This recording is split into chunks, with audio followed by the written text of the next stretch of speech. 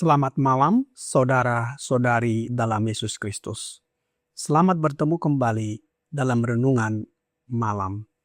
Ye shall receive power, atau engkau akan menerima kuasa, oleh Ellen G. White, tanggal 4 Agustus 2025. Mari kita berdoa.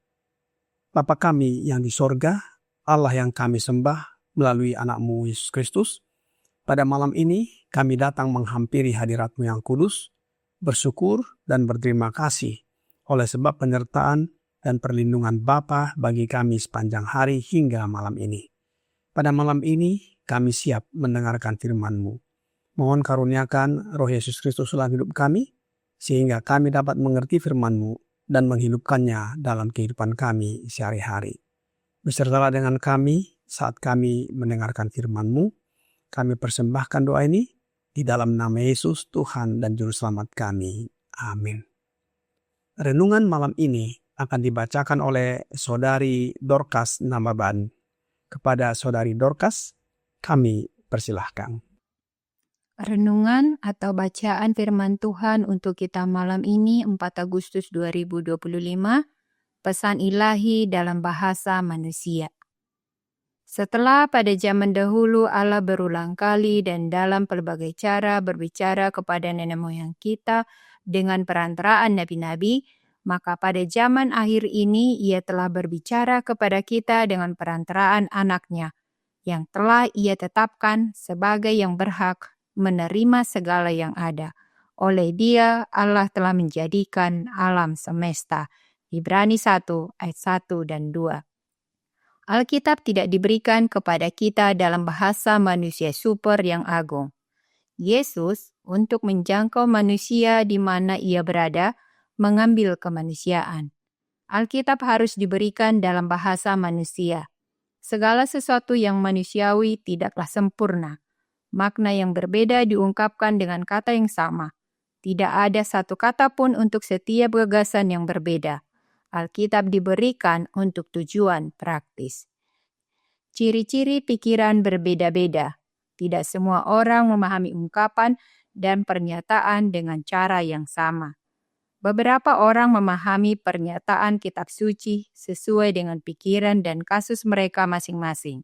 Prasangka, anggapan, dan hawa nafsu memiliki pengaruh yang kuat untuk menggelapkan pemahaman dan membingungkan pikiran bahkan ketika membaca firman kitab suci. Alkitab ditulis oleh orang-orang yang diilhami, tetapi Alkitab bukanlah cara berpikir dan ungkapan Allah. Alkitab adalah cara berpikir dan ungkapan manusia. Allah sebagai penulis tidak terwakili. Manusia sering mengatakan bahwa ungkapan seperti itu tidak seperti Allah. Namun, Allah tidak menempatkan dirinya dalam kata-kata, logika, retorika untuk diuji dalam Alkitab. Para penulis Alkitab adalah pena Allah, bukan penanya. Perhatikan para penulis yang berbeda. Bukan kata-kata Alkitab yang diilhami, melainkan orang-orang yang diilhami. Ilham tidak bekerja atas kata-kata atau ungkapan seseorang, melainkan atas orang itu sendiri, yang di bawah pengaruh Roh Kudus dipenuhi dengan pikiran. Namun, kata-kata dan pikiran tersebut menerima kesan dari pikiran individu. Pikiran ilahi tersebar. Pikiran dan kehendak ilahi dipadukan dengan pikiran dan kehendak manusia. Dengan demikian, ucapan manusia adalah firman Allah. Dari buku Selected Message, buku 1 halaman 20 dan 21. Demikian bacaan firman Tuhan renungan malam kita. Tuhan Yesus memberkati. Terima kasih atas penata layanan Saudari Dorcas. Tuhan Yesus memberkati. Renungan malam ini masih ada hubungannya dengan renungan 3 malam terakhir. Allah memilih untuk menyampaikan kebenarannya dalam bahasa manusia yang terbatas, bukan dalam bentuk bahasa sorgawi yang sempurna. Seperti Yesus yang mengambil rupa manusia untuk menjangkau manusia, demikian pula firman Allah hadir dalam bentuk yang manusia dapat pahami dan tanggapi. Sebagaimana kepada para murid yang pergi ke Emmaus, Yesus perlu menguraikan penafsiran mereka terhadap kitab suci. Roh Nubuat di dalam Selected Messages, buku 1, halaman 20, paragraf 4, berkata, Yesus berjalan bersama mereka dengan menyamar, dan sebagai manusia ia berbicara kepada mereka. Dimulai dari Musa dan para nabi, ia mengajar mereka dalam segala hal tentang dirinya, bahwa hidupnya, misinya, penderitaannya, kematiannya adalah sebagaimana firman Allah telah nubuatkan. Ia membuka pemahaman mereka agar mereka dapat memahami kitab suci. Betapa cepatnya ia meluruskan ujung-ujung yang kusut dan menunjukkan kesatuan dan kebenaran ilahi kitab suci. Betapa manusia di zaman ini membutuhkan pemahaman mereka untuk dibuka. Sebagaimana dalam renungan malam dikatakan bahwa bukan kata-kata dalam Alkitab yang diilhami, melainkan nabi-nabi yang menuliskan yang diilhami. Ilham tidak bekerja atas kata-kata atau ungkapan seseorang, melainkan atas orang itu sendiri yang di bawah pengaruh Roh Kudus dipenuhi dengan pikiran. Namun kata-kata dan pikiran tersebut menerima kesan dari pikiran individu. Pikiran ilahi tersebar, pikiran dan kehendak ilahi dipadukan dengan pikiran dan kehendak manusia. Dengan demikian, ucapan seseorang adalah firman Allah. Siapa sebenarnya yang mengilhami para penulis atau nabi di Perjanjian Lama? Roh Nubuat di dalam The Spirit of Prophecy, volume 3, halaman 209, paragraf 1 berkata, Suara Kristuslah yang berbicara melalui para nabi dan bapa leluhur, dari zaman Adam hingga akhir zaman. Kebenaran ini tidak dipahami oleh orang Yahudi yang menolak Yesus, dan juga tidak dipahami oleh banyak orang Kristen yang mengaku dewasa ini. Sebuah harmoni yang indah terjalin dalam Perjanjian Lama dan Perjanjian Baru. Bagian-bagian yang mungkin tampak sulit dipahami pada pembacaan pertama, menyajikan interpretasi yang jelas ketika dipelajari dengan seksama dan dibandingkan dengan ayat-ayat lain yang membahas subjek yang sama. Penyelidikan yang seksama terhadap nubuat-nubuat akan sangat mencerahkan pemahaman orang Yahudi sehingga mereka akan mengenali Yesus sebagai Mesias yang dinubuatkan. Namun, mereka telah menafsirkan nubuat-nubuat tersebut untuk memenuhi gagasan sesat dan aspirasi ambisius mereka sendiri.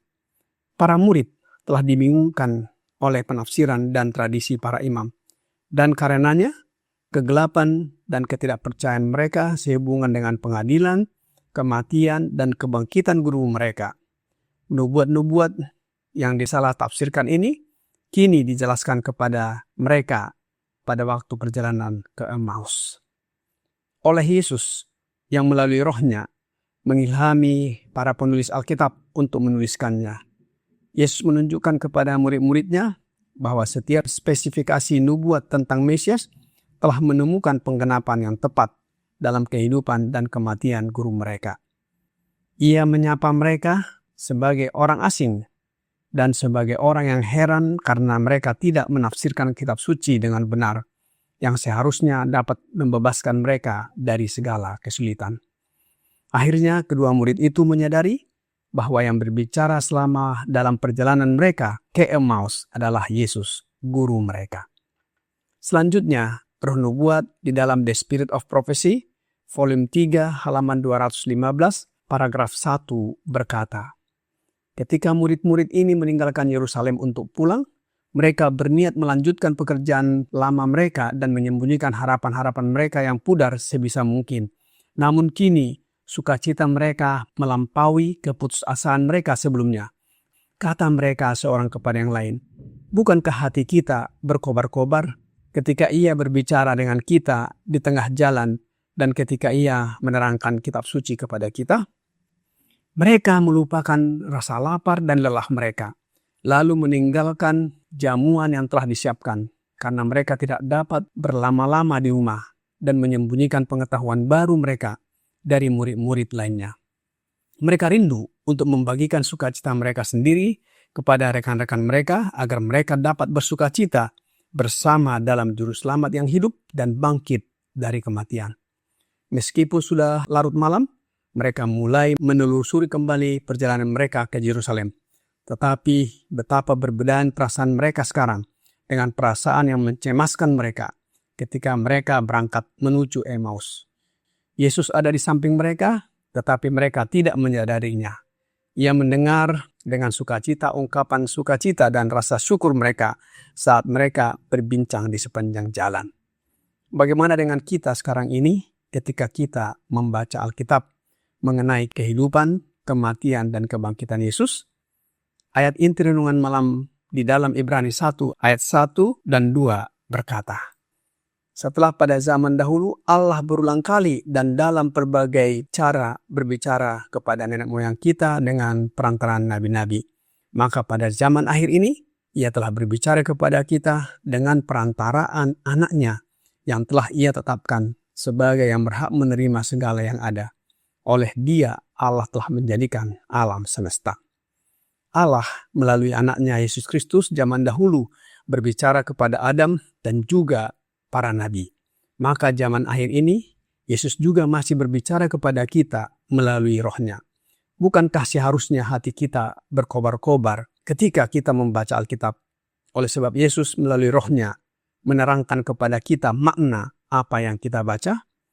Selanjutnya di dalam Ibrani 1 ayat 2-5 berkata, Ia adalah cahaya kemuliaan Allah dan gambar wujud Allah dan menopang segala yang ada dengan firman-Nya yang penuh kekuasaan.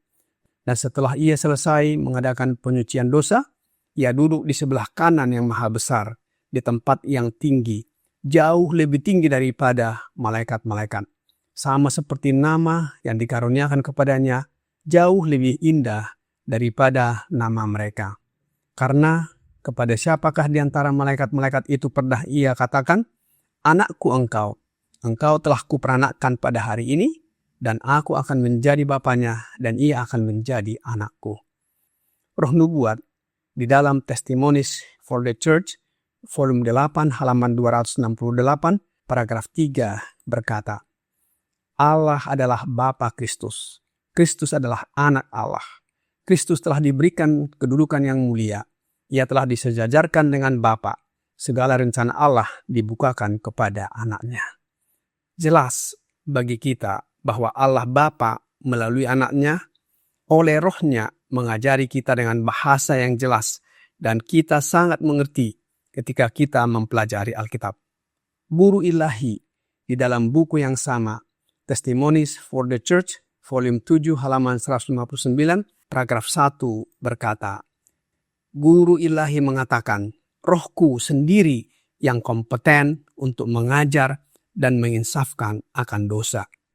Roh Kristus bukan saja mengajar kita mengerti isi Alkitab, tetapi juga menginsafkan kita akan dosa, sehingga kita mengaku, menyadari, dan tidak melakukan dosa lagi. Dan karakter kita berubah, serta kita menjadi ciptaan baru. Kutipan terakhir malam ini, Roh Nubuat di dalam Lift Him Up, halaman 238, paragraf 2 berkata, Jika Kristus tinggal di dalam hati, maka seluruh alamiah akan diubahkan. Roh Kristus, kasih-Nya melembutkan hati, menaklukkan jiwa, serta meluhurkan pikiran-pikiran dan keinginan terhadap Allah dan sorga. Marilah kita rajin dan sungguh-sungguh mempelajari dan menyelidiki Alkitab firman Allah dengan memohon kehadiran Yesus Kristus melalui Roh-Nya dalam hati dan kehidupan kita, sehingga kita dapat diajar dan mengerti firman-Nya serta menghidupkannya. Kiranya renungan malam ini membawa pembaharuan bagi kita. Tuhan Yesus memberkati. Mari kita berdoa. Bapa kami yang di sorga, kami bersyukur dan berterima kasih atas firman yang sudah kami dengarkan malam ini. Mohon karuniakan Roh Yesus Kristus dalam hidup kami, mengajar kami saat membaca dan mempelajari firman-Mu, serta mengerti kehendak-Mu dalam kehidupan kami. Biarlah iman kami tetap teguh dan tidak goyah. Banyak kelemahan dan dosa kami ya Bapa. Mohon ampuni kami. Kami persembahkan doa ini hanya melalui anak-Mu, Yesus Kristus, Tuhan, penolong, penghibur, pengantara, dan juru selamat kami. Amin.